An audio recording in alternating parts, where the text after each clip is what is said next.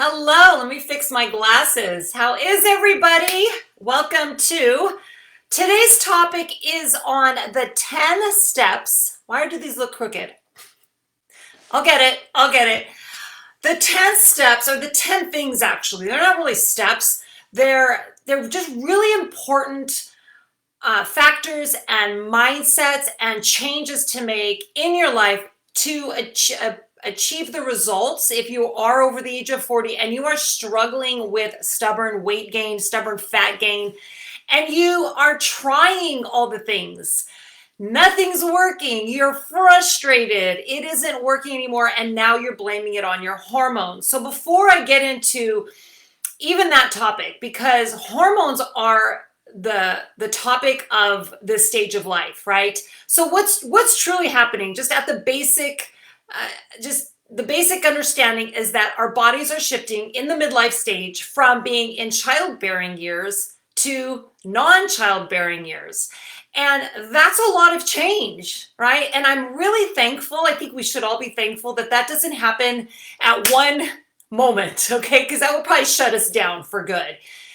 But it is a transition, and the transition period can feel a lot different. We have different feelings, energy levels, things that are happening inside of our bodies, in our moods, and how we're feeling. And that in of itself feels hard and challenging. But that, the good news is that alone is not causing the weight gain. The hormone changes are not causing the frustrations of weight gain and fat gain over the age of 40. They're two separate things. And yes, they do intertwine because hormones are pretty much related with everything we're doing. So in order to get control of it, for some of us, we'll need to do step number one, go get your hormones checked. So, and the reason I am going to start with this one is because I know there are many women that I've worked with, that I've studied, that I've talked with, that have gotten their weight off, gotten their body to the balance that they want it to be after the age of 40, after all the transition, without going on hormone replacement therapy, without having to go and get all the things done, go, check. And that's fine. That's fine for some women, but we're all different, right? We all have different unique experiences and genetics, and there's a lot of different things going on in our life and our bodies.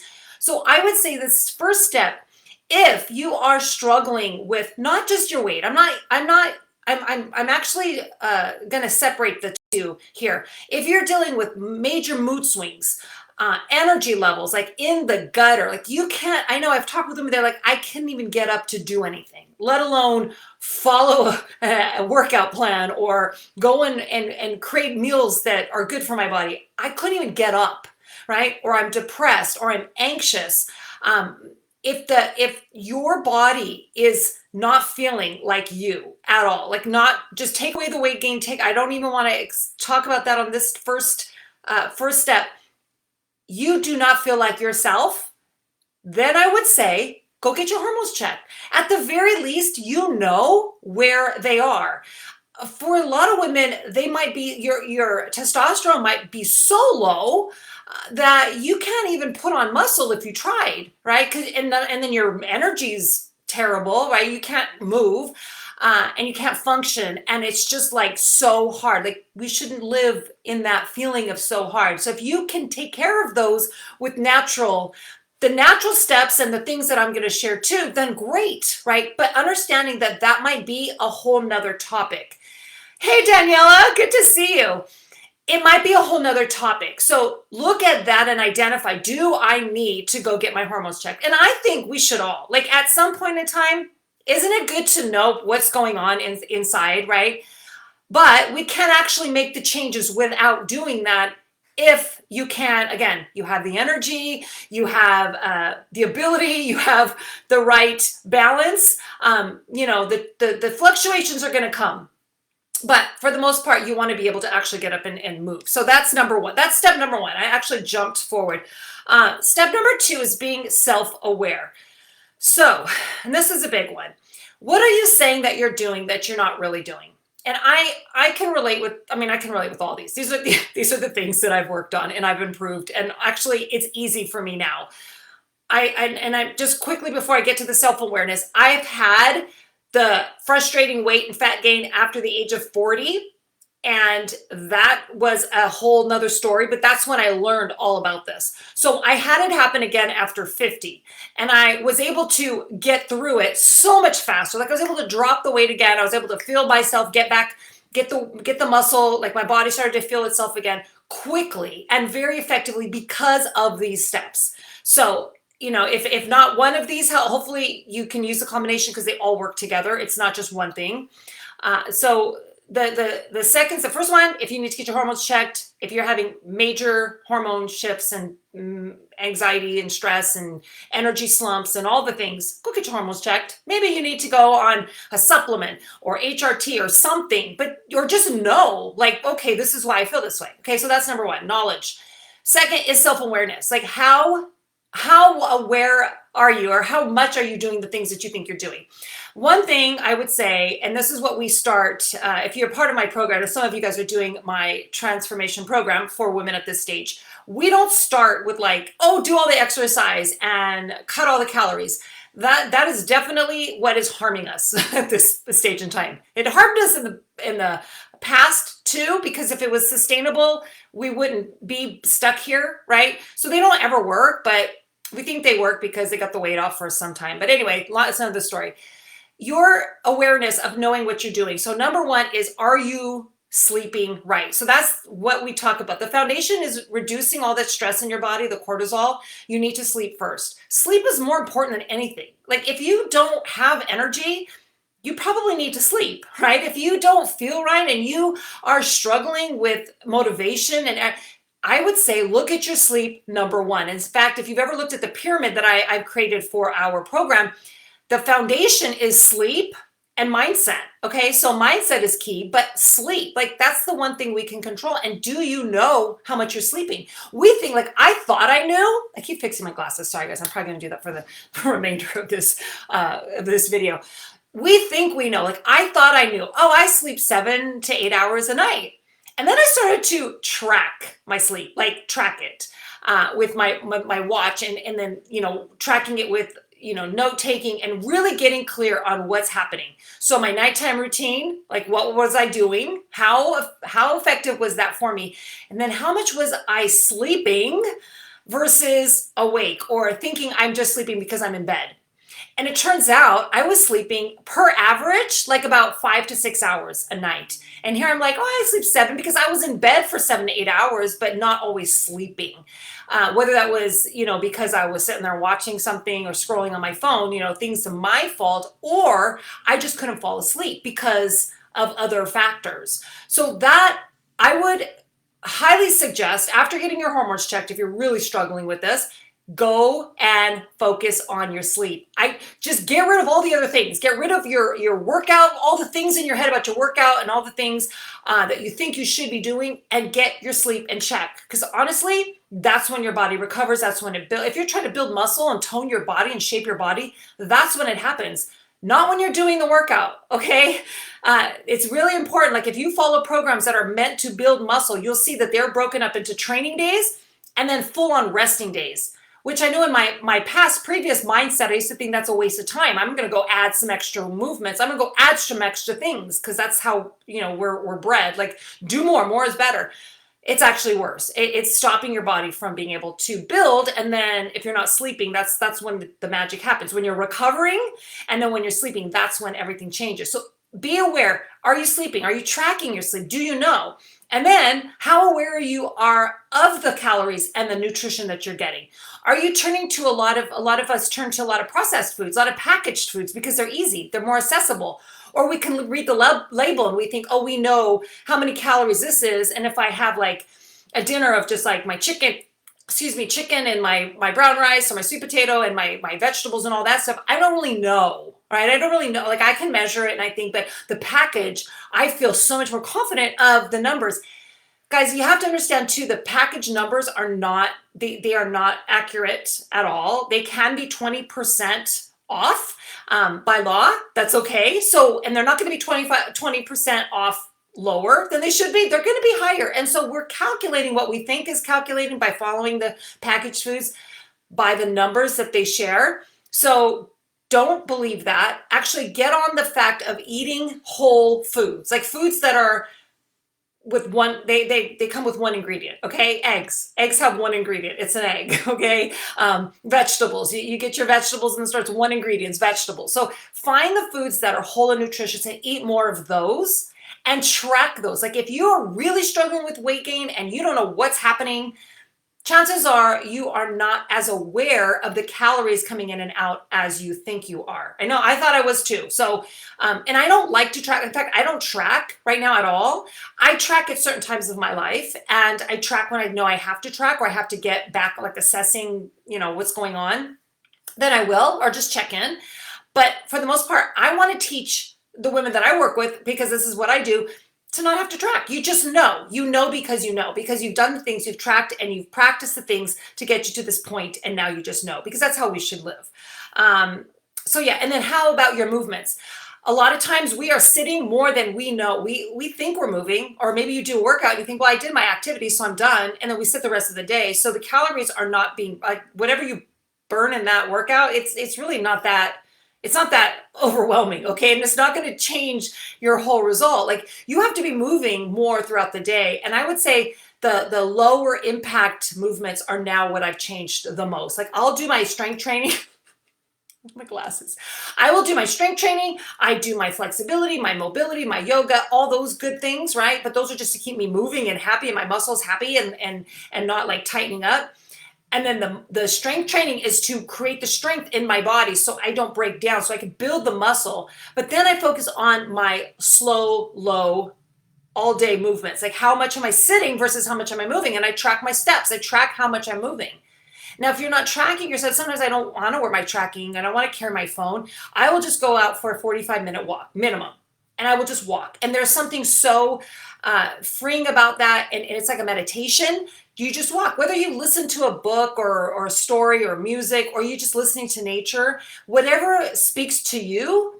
And that's going to be so freeing for you. And there's something so spiritual about that space and time. And so I would say getting at least 8 to 12,000 steps every single day, or getting your 45-minute walk. Like, that is more important than doing all the things, like going and doing more cardio, going and doing all the hard things that are going to eventually just start to create problems over time, because we're not looking at the whole, how that's affecting us. So, and then your thoughts. How aware of you are the thoughts that are in your mind?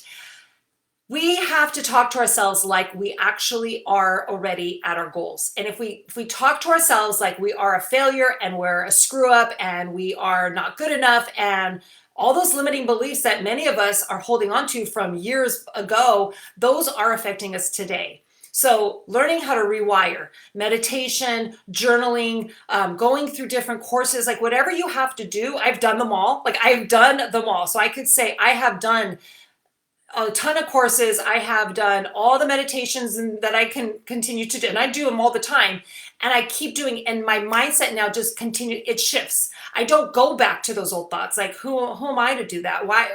You're not, you're not good enough to do that. Or why do you have to do that? Or you can't do that. You're not able to do that. Like, I had so many limits in my mind that I had to override, because it was just like a computer, like the system just going on autopilot, and I had to override it. And once I did, now it's like, I don't even think about that anymore. It's like, no, next, like moving forward. So you have to rewrite. So be aware. Step 2, self-awareness of all these things that are going on to really know what's happening. You get your hormones checked, and then you get aware, like, okay, this is what I'm dealing with, and this is what I can fix, okay? The next one, which is super important, is find a pattern or habits or strategy or whatever you want to call it, a program that you can stick to forever. Which means I don't want you to go on a diet, like I need to go on a diet to get the weight off. No, we need to learn how to eat. So once you are aware, you followed that second step we talked about, you're aware of the foods that maybe are problems for you, or maybe you're not getting enough of something, or you're getting too much of other things. Then you can look at, okay, how do I break that down? I talk about the plate system, like getting in at least 4 of those plates or bowls, breaking it down. I did that in another talk, where you're having half of your bowl or plate with vegetables, 1/4 of it with proteins, and the other quarter with your healthy carbs, and then you get some healthy fats in there. You have that in the morning. 4 hours later, you can have another one. 4 hours later, and you could break it up however you want. every 3 to 4 hours, you're having one of those. So you're having like 4 to 5 meals a day that are broken up like that with whole foods most of the time. Every now and then you can add in, say, if you want a protein bar, if you're on the go, a shake. I will shift up my shake after my workout, because that is when, I need that quick influx of my protein and my good calories, and I need to get it in right now. And I like to change it up. That's my go-to. So you're going to find what works for your life. So don't follow what somebody else tells you to follow. Like, know what is a system that is healthy across the boards, right? Incorporates whole foods, and making sure that you are getting in that regular food, every few hours. Don't eat all day long. You don't have tiny little meals all day. You want to give your body time to digest the food you ate and then eat again, and not go too far. Like, I wouldn't go more than 4 hours without a meal, unless like you're going to go to bed. Okay. So that's a whole nother thing. But you want to be able to be on this strategy. So find a meal style or food plan or whatever you want to call it that you can live on. Like, can I do this forever? Me, I can, and I have been doing this for a long time, and I can do this forever, and it makes me happy, and I don't feel like I have to ever go on a diet. I don't ever have to like do a detox or do some kind of a cleanse or whatever the things are and the fads are to get that extra weight off. I am on this plan, and I know that if I go up a little bit, then I just got off a little bit. I got to get back to that self-awareness again, right? So it's just shifting. It's not this huge, like, oh my gosh, I have to change everything. No. And I need to make it realistic. Same thing with your exercise. Like, is this something you can live on for the rest of your life? If it's extreme, like workouts that are excessive and they're breaking you down and your joints are hurting and you're always sore and you're achy and all this stuff, that's not sustainable, and it's really not good for you. Those are all signs that something is not balanced. Like, you have to find something else that's balanced, and you have to figure out what's the problem. There's a problem happening when we're not feeling good and things aren't working. So looking at how long am I able to sustain this? So this is one example too about how long can I sustain this. When we're like on and I've known myself to be this way, and I've known a lot of the women I talk with too, very obsessive about tracking. Like, we have our phone, we're tracking all our foods and our macros, and constantly. And when we're living in that mindset of I always have to track, how is it that we can go on a vacation and feel happy to just enjoy and not come home and have to get back on a diet or again, like frantic? How easy is it for you to go out with friends and just enjoy the evening or the event or whatever that you go to without having to go, oh my gosh, do they have the foods that I need? They don't have the diet foods, and how do I do this? Like, can you just go and enjoy it? And do you know what that looks like? Because that is really the game changer. Like, you can do this forever, because this is life. This is how you be. This is how you are. There is no other way. There's no like, I'm good some days and then I'm bad some days. There's no, I'm good on the weekdays and then I'm bad on the weekends, because that is going to override your good habits every single time. That's why we struggle. It's not the hormones, guys. It's all these other things that we're doing or not doing. All right. So the next step, so we did the find the habits you could do forever. The next one, you cannot out exercise a bad diet. I know you've heard this, but I have to say it again because it is so powerful. If you are doing exercise to burn off the calories, you're not doing yourself any kind of a favor here. First of all, there's a lot of changes in the hormones already. So by doing that, you're increasing your cortisol levels. You're increasing the stress on your body.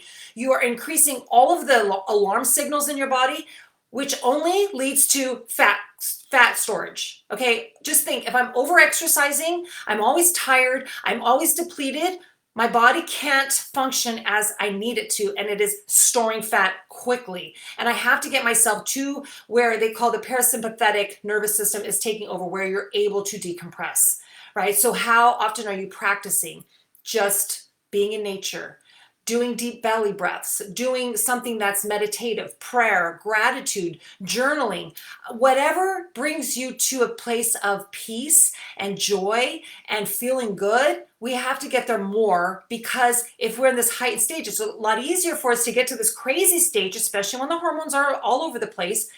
We have to practice that. We have to be very, very careful about letting our body get to that stage. So when we're overeating or we're not focusing on our nutrition because it's too hard and it takes too much time and all the excuses that we use, I've done it too, then we think, I'm going to go and exercise more because I'm going to burn this off.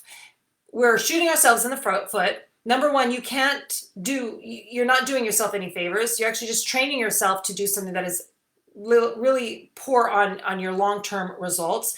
Second of all, if you think you know how many calories you burn in a workout, or that a machine tells you how much you burn, it's not even accurate. Again, just like the calories on the packages are not accurate, the calorie output, we don't even know. It's it's the best guesstimate, right? And so you have no idea. There's no way to prove it, and you're not burning it off. And if you look at how many calories you're burning in a time frame versus how much you overate, you're better off just not overeating, eating like a little bit less, or cutting down a little bit, and not even having to stress out about that extra activity and the draining your body of energy and feeling good because you're trying to burn something off. Like, you're doing it in a negative state, and the negative state never helps anybody.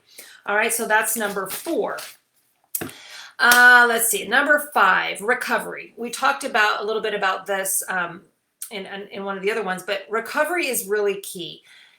Understanding that if you are tired, if you're not sleeping enough, if you are not resting enough, if you're not giving yourself rest days and you're not following a strategy that way, you think like more is better. I'm doing a program, but you know what? They have a rest day. I'm going to go do extra because the extra must be better. I'm going to add more. I'm going to, whatever. You're not doing any favors. Okay. There's no more calorie burn that's going to make a difference. You're not able to put on muscle. So you're definitely not going to change the shape of your body when you are under recovered, because your body cannot build muscle when it's not recovering.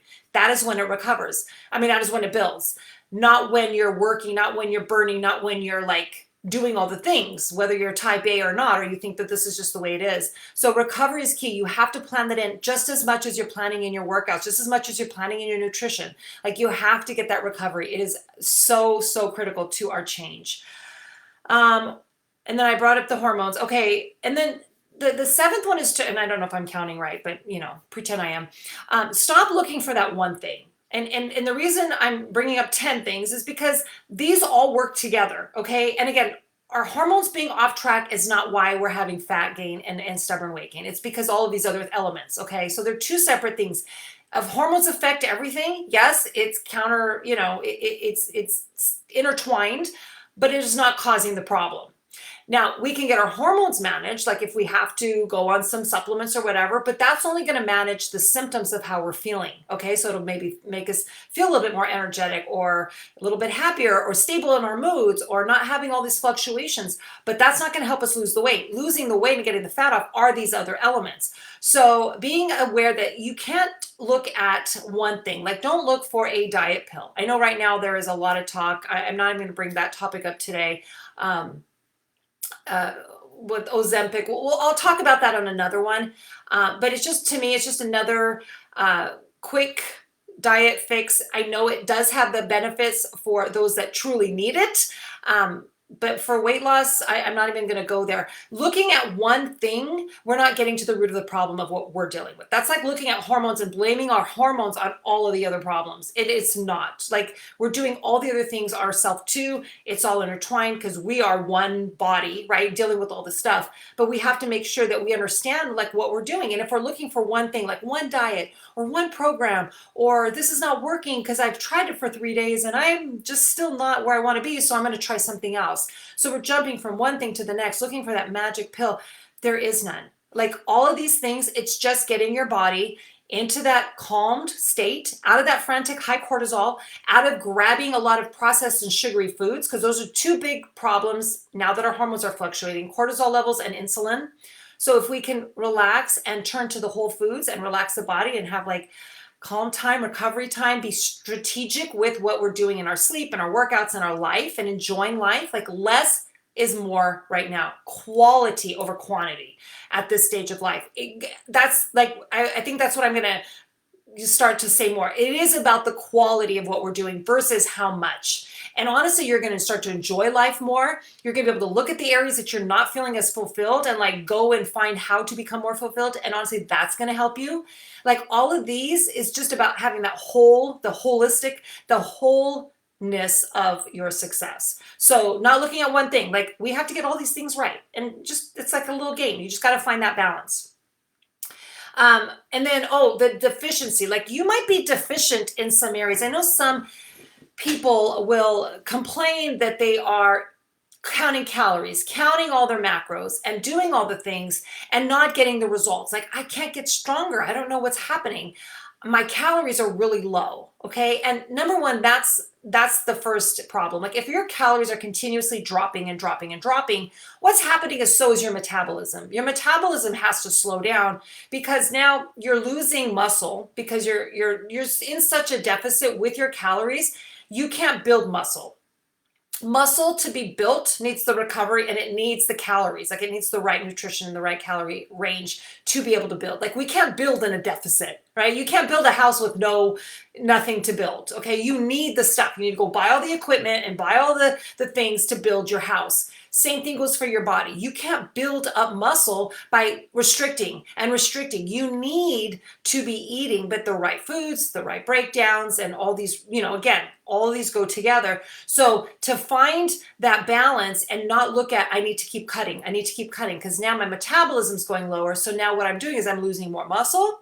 I need to, in order to lose more weight, because I think weight is the magic pill, where it's not, right? The scale weight, it's going to fluctuate. For me, it stayed like within 5 to 10 pounds for the last 30 years. And I think when I was on the lower side, I looked a little softer than I did when I was on the quote unquote heavier side on the scale. But my body was it's the body composition. It's your fat to your muscle ratio. You want to get that, and you can do that at any age. You are not too late to do that. You could do that right now. Just get on focus with what's working and what's not. So again, looking at not to be nutrient deficit. So if you're not getting enough protein, you're going to start to crave stuff, and you're going to start to look for sugary snacks or foods, or you're going to just have the munchies all the time, and you're not going to know why. You're like, I ate all my meals. But if your protein's you're not tracking how much, again, self-awareness, you're not getting enough calories to even be at a balanced range, let alone building, right? So you're in this constant deficit, constant dropping, constant metabolism dropping, which also affects your energy level. So when the hormones are affected and now your metabolism is affected, well, obviously that's where a lot of us are just going to feel completely tanked out. Like, we're just like, I don't know what's wrong with me. I don't want to do anything. Of course, because you don't have anything. Like, there's nothing to give. So giving yourself the patience and the kindness and the love and the attention to do these things so that you can get the results, it's a life changer. Seriously, it will change everything for you, and you will feel better, you will look better, and it transforms life as we know it. Training your brain to live as if, I love this one too, as if you're already at your results. I get that this sounds crazy, because when I first heard this, I thought, well, that doesn't make any sense. I'm not where I want to be, whether it is I want to lose weight, or I want to make more money, or I want to be happier in my relationship. If I'm not already there, how the heck am I going to act like it? Like, that sounds so dumb. And I've experienced that, because it doesn't make sense. It's actually a shift. You have to play with it. You have to actually just say, all right, let's see. Like, because that's what I did. I was like, well, let's see whatever. I don't know. This is dumb, but I'm going to play anyway. I'm going to prove it wrong. That's what I thought. But the whole thing about it is if we are already getting up and we are acting as if I'm already a fit, healthy, confident woman, man, whatever, whoever's watching this, then I'm going to act as if, because let's take it on the opposite extreme. What if tomorrow you wake up and you just magic genie comes in and takes all your extra fat and your weight away, and you are in your dream body? What are you going to do that day? Do you know? How are you going to eat that day? Are you going to eat the way you're eating right now? Or are you going to eat the way you need to eat to sustain that body? Because chances are, if you don't know and you don't practice and you don't act as if you are that person then, you're going to treat yourself as if you're the person now. So let's talk about that. You eat and you get up and you treat yourself as if you're the person now. How likely are you going to get those results to last? Because we might go on a little diet and pretend, like it's like pretend land, where I'm in this deficit and I'm treating myself like crap, so I feel terrible. That's not going to last, right? So we're going to go right back to treating ourselves and doing the things that, keep us stuck. How likely are we to make the changes that are going to last? So think about who do I need to be at that version, and I act as if now. So that's the whole logic behind that. Like, I get up, how does the confident, healthy, fit woman Like, how does she eat? How does she think? How does she train? How does she rest? How does she sleep? Like, how does she hold herself accountable to these things? And who does she surround herself with? And what does she put in her body? And what does she do in her day to day? Like, all of these, you have to step into it. It's like you're going to a character for a movie role. And this is who you are now. And and it takes time. Trust me, give yourself like at least a month or that's why we do the 90-day thing. So you're kind of playing this role for 90 days. And we remind you, come back to this role if you come off, because you will. And you play this role for a while and it starts to become a little bit more like a normal. And then you keep doing it. And then you see, okay, this is not working. Well, I have to change this. And you keep playing and you keep playing. And that's all that it takes. Like, it sounds so ridiculously simple, but that's really all that it takes. Putting all these elements together, pretending like you're already there and living as if. All right, I think I have two more. The last two. The first one is stop worrying about what everybody else says, what everybody else is doing, what the scale is telling us, and how to actually take control. Because until you have the power, until you take the power, you're always going to give the power away to somebody else. Somebody else is going to say something, or you're going to get on the scale and you're going to be triggered by the number on the scale, and you're going to say, oh, I don't know, this is not working, right? And then you're going to go back to an old pattern where you don't know. You could have been losing some good body fat, right? Things could have been fluctuating. Maybe you're just holding on to some water because your body's recovering from a heavy workout. Like, all of these things are possible, but yet we assume it's something else, and somebody else says something. We're triggered by a number, we're triggered by something, and all of a sudden all systems gone, and we're just like, it's not working.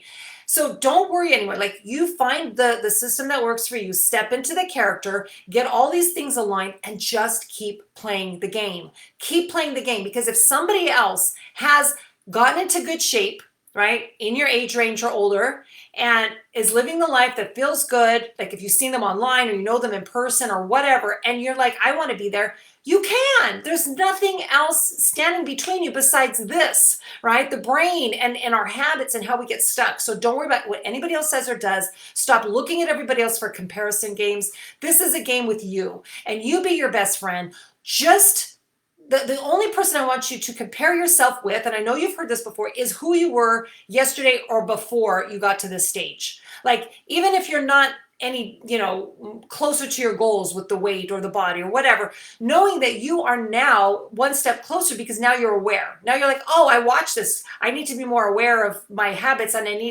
now you're better. You're a better version right now because you're getting these facts from who you were just, 30 minutes ago or yesterday. So focus on that versus looking at other people or a scale or something else to dictate your success. That is not the change that you are creating. All right. And last but not least, I want you to start to love who you are.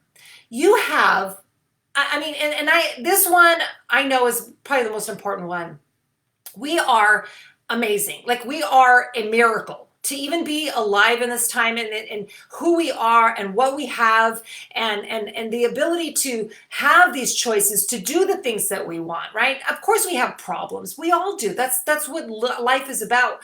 But we're so much more ahead of like people, hundreds of years ago. We have so many more blessings to count. We have so much to look around and just say, my gosh, I'm so grateful for all these things. But we don't, because we look at the problems, and that's how our human brain is wired, to look at the problems, not the blessings. So train yourself to start to just say, gosh, I woke up this morning.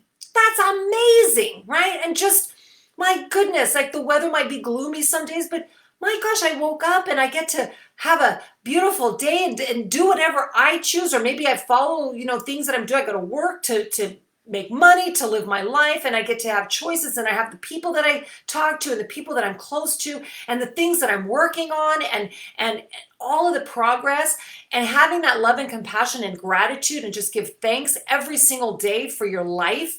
It is powerful, because we cannot be in the state of like, oh, I'm so bad, I'm such a failure, when we are in gratitude. So practice that versus looking at what the problems are. I hope this helped. Thanks so much for watching, and tomorrow we'll be back with another topic. But take these and really just implement them like right away, and honestly, this will shift your entire life. You don't need anything else. If you have any questions, post them below. But thanks again. See you soon.